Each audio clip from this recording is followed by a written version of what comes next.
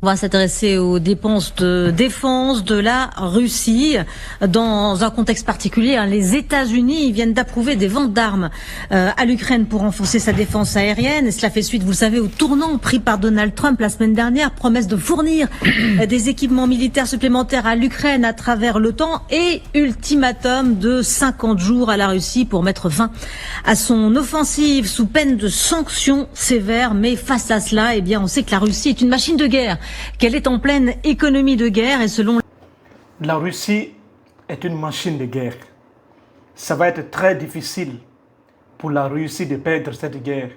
C'est très difficile. Nous sommes arrivés à un niveau où l'orgueil n'a plus sa place parce que c'est très compliqué d'accepter une telle défaite. La Russie protège son territoire. La Russie se protège depuis très fort longtemps. Cela a toujours été dit dans l'OTAN. Avant la chute de l'URSS, c'était bien écrit que l'OTAN ne devrait pas s'étendre vers la frontière de la Russie. C'était impossible. C'était bien écrit dans leur article. Mais avec le temps, l'OTAN veut forcément envahir la Russie. Et la Russie essaie de se défendre. C'est très compliqué dans ce monde actuel parce que la Russie ne va pas se laisser faire. Je vous dis clairement que même en Russie, il y a des peuples russes. Il y a certaines communautés russes, des vieux sages qui se sont battus pour l'URSS avant. Et ces vieux-là disent clairement à Poutine que l'Amérique ne doit jamais s'installer à côté de nous. Parce que finalement, l'Amérique pourrait bombarder la Russie. Et la Russie se bat pour sa survie. Donald Trump, qui avait dit à Poutine, sans hésiter même, d'arrêter cette guerre. Il lui avait donné 50 jours d'arrêter une guerre. Ce n'est pas comme ça une négociation doit se faire. La négociation ne doit pas se faire comme ça. On doit s'asseoir et discuter. On ne peut pas effrayer la Russie. Je vais vous dire que la Russie est un pays nucléaire. Si vous ne connaissez pas ce que c'est que l'arme nucléaire, mon frère, il faut chercher d'abord à regarder un peu dans l'histoire. Il faut chercher un peu à voir ce qui s'est passé au Japon. Vous allez comprendre ce que c'est réellement l'arme nucléaire. C'est vraiment très très difficile parce que la Russie se défend. La Russie, son dernier recours, c'est l'arme nucléaire. Et si la Russie ne gagne pas cette guerre, si Poutine sait finalement qu'il ne peut pas gagner cette guerre, il va utiliser l'arme nucléaire. C'est son dernier recours. Si on voit aujourd'hui, Poutine, il est calme, c'est parce qu'il a espoir qu'avec son armée, la Russie pourrait gagner cette guerre. Mais si la Russie n'arrive pas à s'en sortir avec le temps, la Russie n'hésitera pas à utiliser l'arme nucléaire. Et ça va être la fin de l'humanité. C'est très compliqué. On est arrivé à un niveau où il faut une négociation. On ne doit plus rester dans l'orgueil. L'orgueil n'a plus sa place dans ce monde. C'est très difficile. Pensez-vous que la Russie va se laisser faire? La Russie a voulu installer une base militaire en Amérique là-bas, à côté des États-Unis. Mais les Américains ont refusé catégoriquement pour leur sécurité parce que les Russes ont des missiles balistiques. Et ces missiles-là ont une portée parfois de 12 000, parfois de 16 000, 30 000 kilomètres. Ça veut dire quoi? Si la Russie s'installe tout près des États-Unis, en moins de 2 minutes, la Russie pourrait attaquer, pourrait raser n'importe quel État américain. C'est pourquoi les Américains n'avaient pas accepté la présence russe à côté de leur pays. Et finalement, c'est l'Amérique qui veut s'installer tout près de la Russie. La Russie ne va jamais accepter cela. C'est impossible. Ils savent très bien que c'est impossible. La Russie ne peut pas se laisser faire dans cette guerre. Continuer dans l'orgueil. Vous savez, dans la vie, l'orgueil n'a pas sa place dans ce monde. Si tu dis que tu es orgueilleux, nous sommes l'armée la plus puissante du monde. Il faut bien voir un peu en arrière. Regardez bien l'histoire de l'humanité. Beaucoup de peuples beaucoup de peuples ont été complètement détruits. Beaucoup de peuples, beaucoup de royaumes, beaucoup d'empires ont disparu avec le temps. Parce que ces rois-là, certains rois étaient extrêmement arrogants. Et l'arrogance n'a pas sa place dans ce monde. Il faut négocier. Ça ne sert à rien d'envoyer des armes tout le temps. L'Amérique avait dit que non, nous on ne va pas envoyer des armes en Russie. Et finalement, l'Amérique est en train de faire. Parce que l'Amérique pensait que lorsqu'il avait dit à Poutine d'arrêter la guerre, lorsque l'Amérique même avait fait une déclaration, soit disant qu'on ne va plus amener, on ne va plus envoyer des armes en Ukraine, il pensait que la Russie arrêterait la guerre, mais la Russie n'a pas fait. La Russie continue à défendre son territoire. Et les gens là finalement, ils ont décidé encore d'envoyer des armes. C'est très difficile. Je pense qu'il faut arrêter ça, il faut aller sur la table des négociations, il faut négocier et terminer cette guerre pour tout bon. Négocier, c'est très facile. Les gens meurent tous les jours. Les gens meurent tous les jours. Ce sont des milliers de personnes qui meurent. Au lieu que les gens meurent, pourquoi ne pas négocier? On ne peut pas rester dans l'arrogance. L'arrogance n'a plus sa place. Il faut aller négocier parce que la Russie ne va pas perdre. Son seul recours, c'est l'arme nucléaire. On va suivre encore. Les renseignements ukrainiens, eh bien, Moscou prévoit de dépenser près de 1100 milliards de dollars en réarmement d'ici 2036, en prévision d'une éventuelle guerre à grande échelle. Et on va regarder les détails de ce que disent les renseignements militaires ukrainiens avec vous, Laura. Ouais, un plan de grande ampleur, en effet, de quoi peut-être sans doute encore éloigner, un espoir de cesser le feu et de mettre fin à la guerre. Selon le chef du renseignement militaire ukrainien, Moscou a prévu de dépenser 1100 milliards de dollars, soit 950 milliards d'euros en réarmement au cours des 11 prochaines années, en prévision d'une éventuelle guerre à grande échelle. C'est un article du Parisien qui nous l'apprend aujourd'hui. Kirilo Boudanov indique il y a une mobilisation totale de la politique de l'économie et de la société de la Fédération de Russie pour se préparer à la guerre à très grande échelle à venir, a déclaré lors de la réunion annuelle des ambassadeurs ukrainiens Kirilo Boudanov dans des propos rapportés par la chaîne Telegram. Ce que l'on sait, c'est qu'il s'agit d'un budget plus gros que toute l'Europe réunie. Il s'agirait du programme d'armement le plus ambitieux de la Russie depuis l'effondrement de l'Union soviétique. Le porte-parole du Kremlin. La Russie a une expérience de guerre. Ce n'est pas la première fois que la Russie se bat. La Russie s'est toujours battue. La Russie a une expérience de guerre.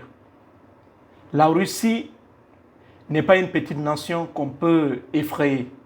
La Russie, c'est le pays le plus vaste du monde.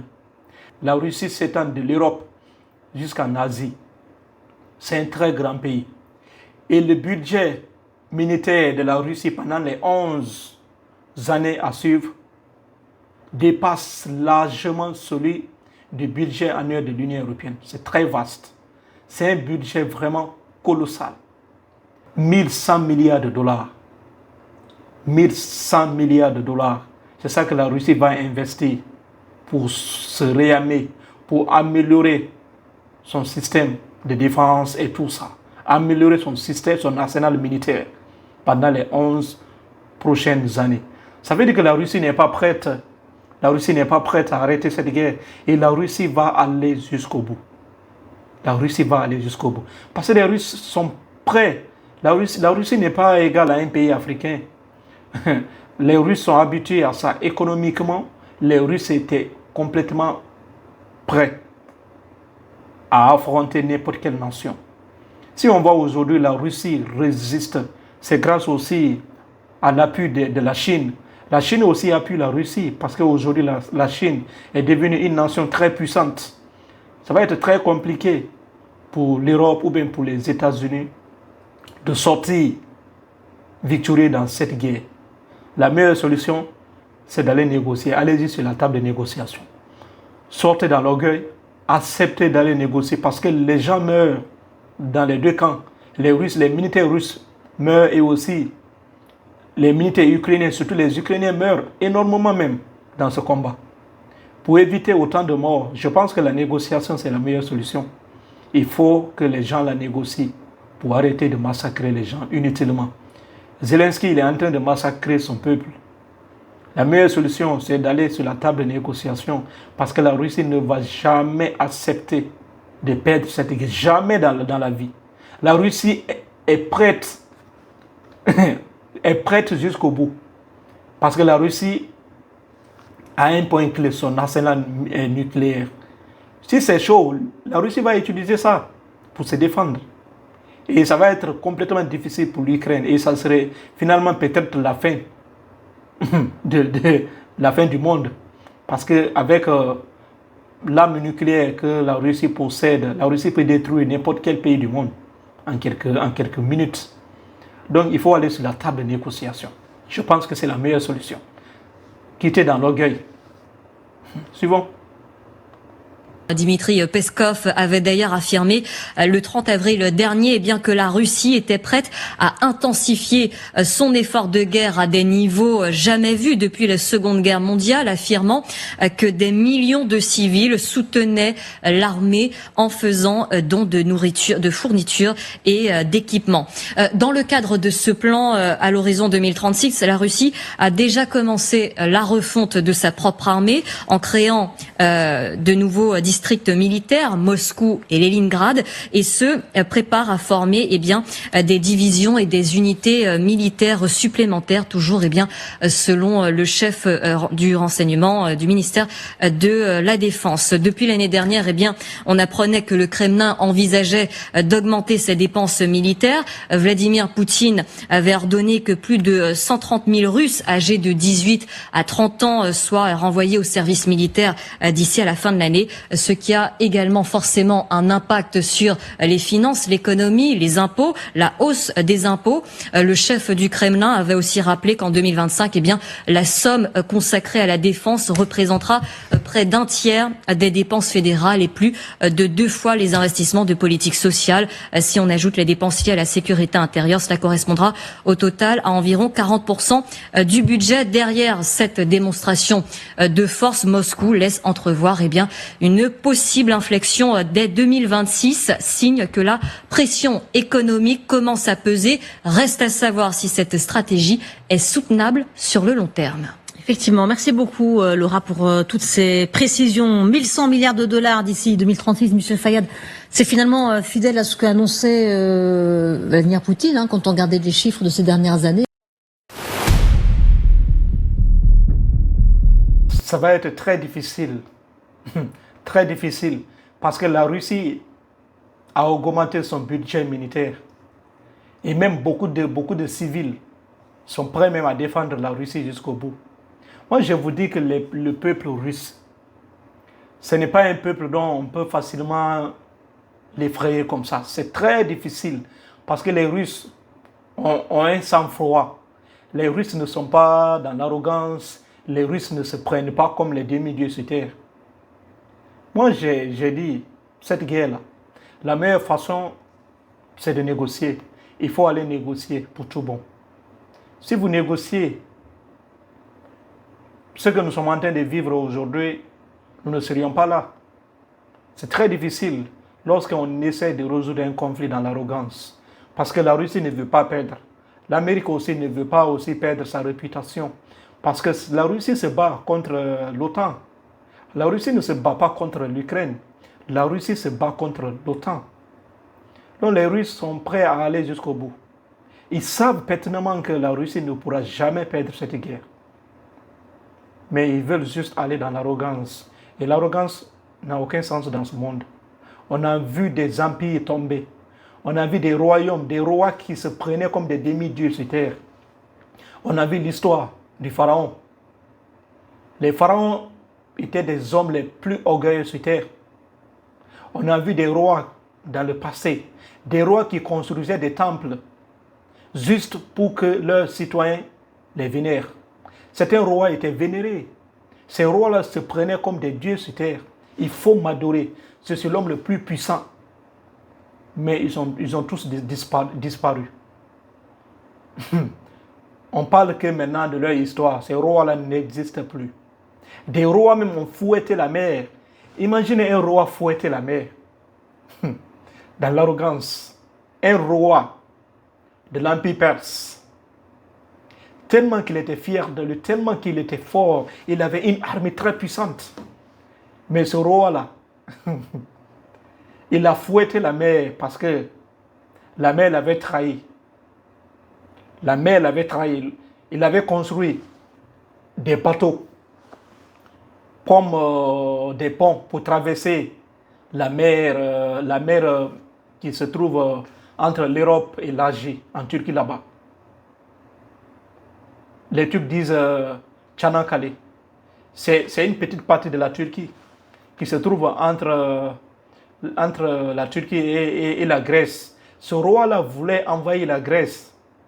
Et pour ça, comme il y avait l'océan qui séparait les deux continents, pour rallier les deux continents, il fit construire des bateaux pour faire un pont géant pour traverser cette partie de l'océan, pour que son armée puisse passer là-bas et aller envahir la Grèce.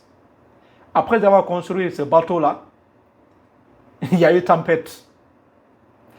Directement, tout ce qu'il avait construit là a été complètement détruit par la tempête. Tellement fâché. Il voulait montrer que dans le monde, c'est lui seul qui règne. Son pouvoir dépasse toute chose sur terre. Il a mis sa colère, au lieu de comprendre la cause réelle de cette inondation, il a mis sa colère sur l'océan. Il ordonna à son armée de fouetter l'océan. Imaginez un roi qui fouette l'océan. On a vu des rois dans le passé. Ces rois-là étaient très puissants, mais ces rois-là n'existent plus. On ne doit plus parler de l'orgueil. L'orgueil n'a plus sa place dans ce monde. On est tous croyants d'une part ou d'une autre. Donc, il faut faire beaucoup attention. Il faut quitter dans l'orgueil. Dieu, c'est Dieu qui donne la force. Si Dieu te donne la force, c'est pour établir l'ordre, la justice, l'équité sur terre. Si Dieu te donne la force et tu prends ça comme acquis, tu prends ça pour créer le désordre, la corruption sur terre, Dieu te retire. C'est un pouvoir spirituel, tu peux ne pas accepter. Mais c'est une vérité spirituelle. Dieu te donne le pouvoir et en même temps aussi il te retire. Ah oui. Parce que c'est lui qui donne et c'est lui qui retire. Il retire même sans même que tu ne t'en aperçoives. Ah oui. Donc, quand tu es puissant, il faut faire attention. Il faut s'aimer les graines de la passion, l'amour du prochain. Arrêtez d'être impliqué dans des conflits. Il faut essayer de résoudre ce problème.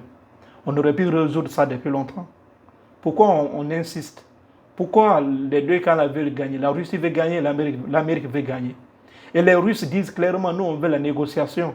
Mais l'Amérique ne veut pas la négociation. C'est très compliqué. Allons-y sur la table de négociation pour finir ce problème. Pour de bon. Bon, c'était mon analyse concernant ça. Et donc, si tu as aussi quelque chose à dire, laissez-moi aussi dans les commentaires. Merci. Prenez soin de vous.